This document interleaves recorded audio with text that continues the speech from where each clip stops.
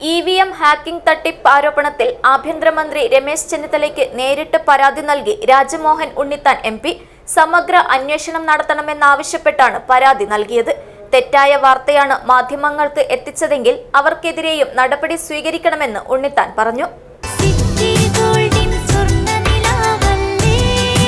City Gold and Diamonds, Kerala and Karnataka, the glow of purity.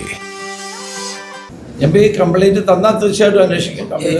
MP പരാതി കൊണ്ടുവന്നിട്ടുണ്ട്. നിങ്ങളുടെ എല്ലാം മുമ്പിൽ വെച്ച് MP ഹോം മിനിസ്റ്റർക്ക് പരാതി കൈമാറുകയാണ്.